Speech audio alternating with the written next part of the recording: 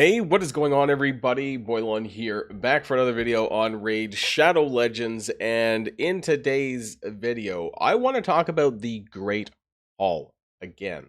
Now, if you're a new player, then this is going to be very important for you to know how to best kind of spend your points here in the Great Hall. It may look very overwhelming because there's a lot of stats for you to upgrade. Some of these are very important for some of your missions, specifically, which I've already cleared, of course, the Arbiter mission line. There's a few of them that you need to do in order to do this. And then it's a bit of a joke because he's really hard to get later on, but you also need to do a handful of this for Romantu as well later on. So we're going to start from the beginning. We're going to talk about what you need to do for Arbiter, some mistakes to kind of not do that some people may have done on their account early on, because you do kind of need to funnel your upgrades for a while, and putting it in the right stat is going to be really important to helping you later on in your account journey. We're going to be talking about that and some extra tips that you could use even if you've already cleared Arbiter. Now, before we get started with the rest of the video, I do want to remind people that you can use the QR code in the top right hand of the screen to get the legendary Orc Artak absolutely free, and these three epics alongside your journey. We have Farrakhan the Fat at level 10, we have Phoenix at 20, and Cryodan the Blue for your summery heat at level 30. Don't forget that you can also use the promo code RAID7 to get the legendary Pelops the Victor as well at the start of your journey. So some new amazing starts that we recently picked up this promo code, so don't delay on that one. Let's talk about Arbiter. So first off, there is a couple of bonuses that you need to do for Arbiter. And one that I want to kind of point out here, and this is on the Hell Hades website, there's a big guide to all of the Arbiter mission lines. But towards the end, you basically need to get one Great Hall stat to level 10. There's a quest for level 9, level 8, and so on. And actually, there's one back here where it's 2 bonuses to 4. So after you get 2 to 4, it jumps from like 1 to 7 and then 1 to 8, 9, 10. Okay? So you might be wondering, well, what stat should that be?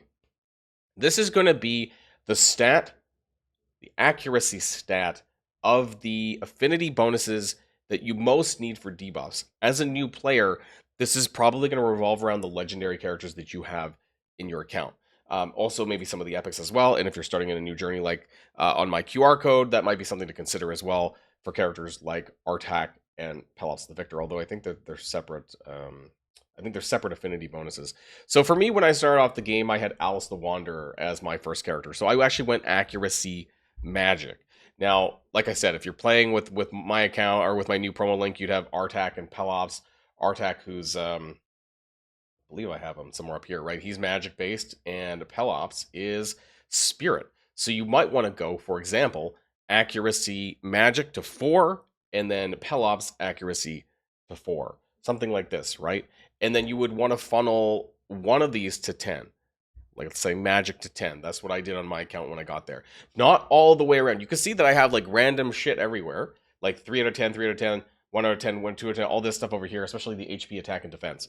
This was stuff that I did very early on because I had no idea what I was doing in the first couple of weeks, and I didn't realize that you eventually needed to take one of the stats up to 10.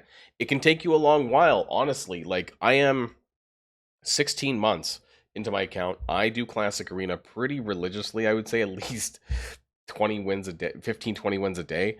And I have fully cleared. Now, it's a decent deal. I've almost cleared crit damage here on magic. And so I would guess it fully, that's like, what, 4, 5, 6, 7, 8, almost 9, almost 10 over the course of the last 16 months. And I still have, like, I probably won't finish this until like 3 years in. It's actually insane as to how long it takes to max out the Great Hall. But what I want to talk about here in the second part is what else you should consider after that. Now, I do believe that accuracy is still the best stat in the game, because the more accuracy you have, the easier it is to land your debuffs, which a lot of characters have.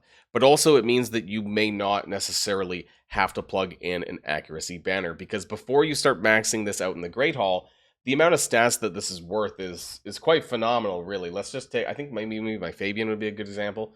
Nope, one of my characters that should have an accuracy banner somewhere. I mean, I think, do I not have an accuracy banner on any of my characters here? There we go, my Sabrail. So a 6-star accuracy banner can get you up to 96 accuracy on that.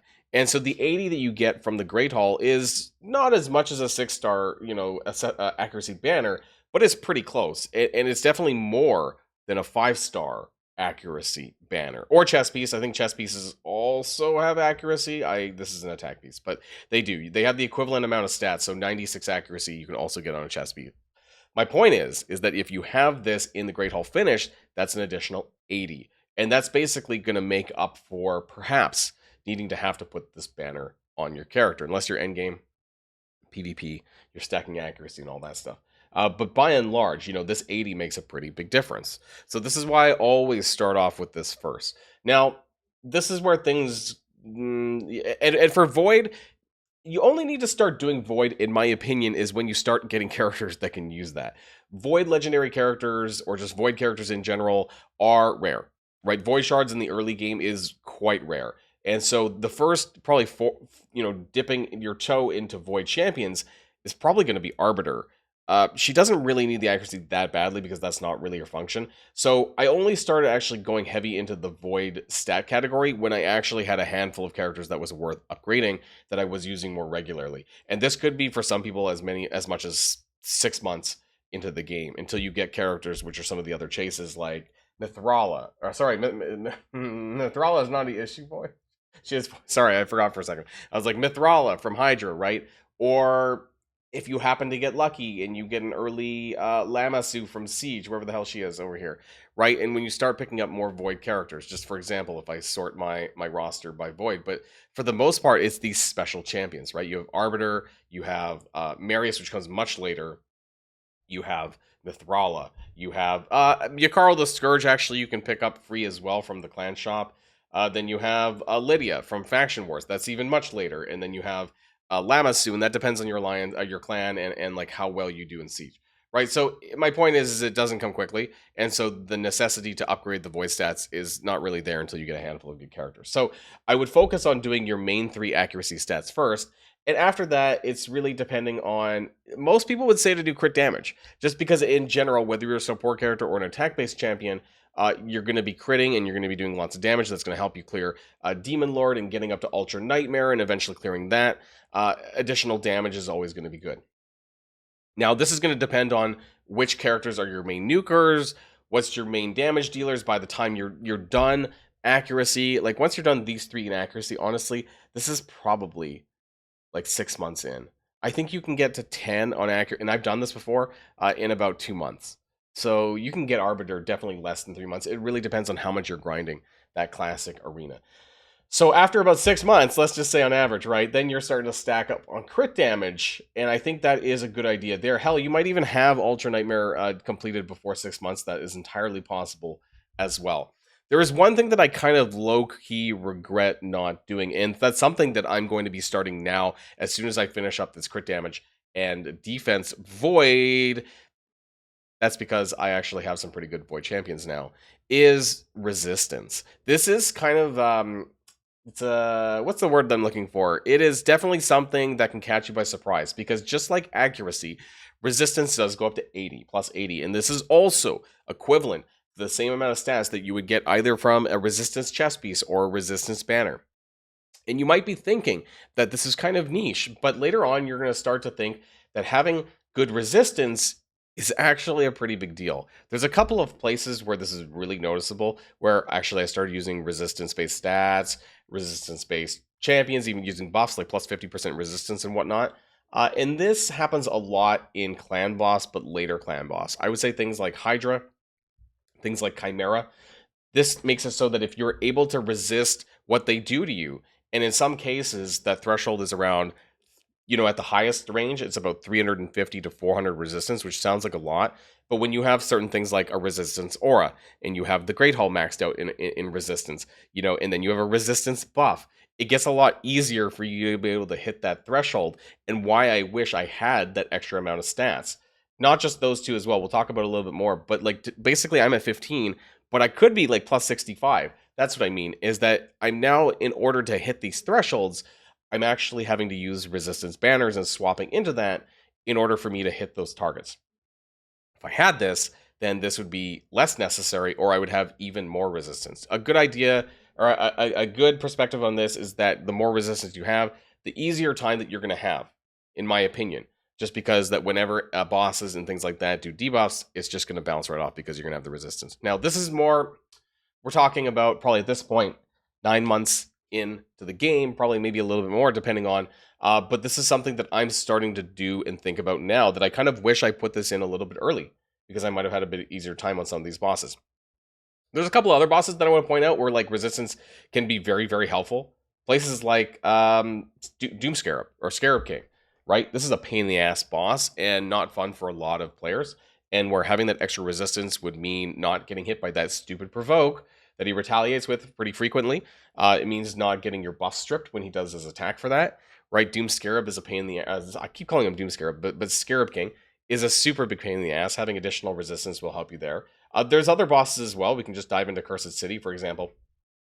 All the regular bosses are there as well. So again, any instance of Scarab King where you have to use less than ideal champion lineups, whether that's in a Cursed City or otherwise. Another good part is going to be, frankly, anyone who does debuffs, but specifically Dragon. You can actually resist Dragon, his poisons that he puts out, right? So for me, I actually do a hard mode Dragon 10, and I do a 3-person farm on this with 2 characters, with namely just 2 food. Now, I could do this on like regular Dragon 20, and then resist it a lot easier, but even on here, this is going to help. Now, I do have 2 Void characters here, and that is something that I did early on, right? I made sure that I had my Great Hall resistance Void.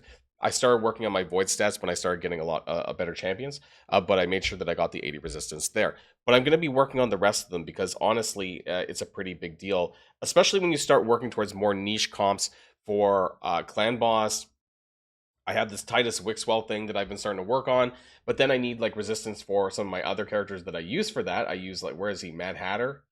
Mad Hatter, where are you? I mean, he's force, right? And having that additional resistance for when I'm going up in Chimera and in Hydra would help significantly here. So that, again, I wouldn't have to use a resist banner. I could maybe drop this for something else because I have that additional stats already, right? So in general, you're going to want to focus on, in the Great Hall, though, the affinity that you have the most characters with that are the most meaningful for your roster progression.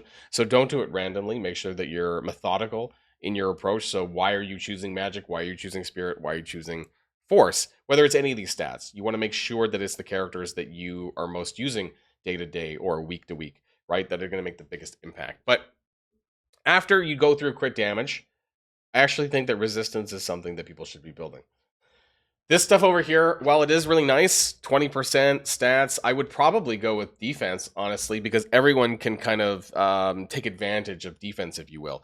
Even if you're an attack-based champion, you can still, take less damage, for example. So I think that most characters can take advantage of this. So that's probably where I would go forth from there, but I am far away from being able to get there. I just really wanted to talk about my Great Hall. I wanted to talk about some mistakes that I had made early on to stop, to prevent people from making these mistakes in the future for Arbiter, for Romantu, for other ones. Speaking of Romantu, actually, he does require, just to bring his article up here. So Romantu, we're on Hell Hades again, and we search by Great Hall. You actually need to get 3 bonuses to 10, and then there's more, I believe. If I click, did my browser freeze? I think my browser froze. Hold on, let me fix that. Okay, so Great Hall to 3. Oh, in order to finish Romantu, you actually need to get 10 Great Hall bonuses to level 10. That sounds like a lot, and it is, but actually that is not the biggest bottleneck when it comes to that stupid lizard who I'm never going to get, because I actually have 10. 4, 5, 6, 7, 8. No, I have 9, but I will have 10, right? It's actually this stupid mission here, reach gold 1 in the tag arena. The funniest thing is that you will most likely clear Marius before you ever clear Romantu, just because of this damn mission, and it's really disappointing because I'm only 50 away, and I really need to work on this somehow if I ever get there. I'm 16 months into the damn game, and I still don't have Romantu. It's absolutely insane. Anyways, guys, I would love to know what your thoughts are in the comments down below with regards to Great Hall. What does yours look like? Where did you start? Where did you go from there? I think, if I had to rate it, I would still go accuracy, crit damage, and then resist. And then void only and only when you actually have a handful of good characters that are worth upgrading. And then, of course, you follow the same metric, which is I would do accuracy and then crit damage, and then resist. But that's just my opinions. And of course, all of that is dependent on what your roster looks like. So let me know how you feel about that one. And of course, before we go, I do want to remind people that if you use the QR code in the top right-hand screen, hey, if you want to make a new account to get Arbiter, by the way, and see if you can do it faster than I did in 2 months, then you can get Artak, you can get Farrakhan the Fat, Fenix, and Kryden the Blue at level 10, 20, and 30, and then also Pelops the Victor by using the promo code RAID7 within the first 48 hours of a brand new account. Have an absolutely wild time with this promo link. There's a lot of amazing characters in here. That's it for me, everyone. Have a great day, and I'll see you all on the next one. And if you like this video, make sure you hit that subscribe button if you haven't already, and you'll be greatly helping out the channel. Have a great day, and I'll see you guys on the next one.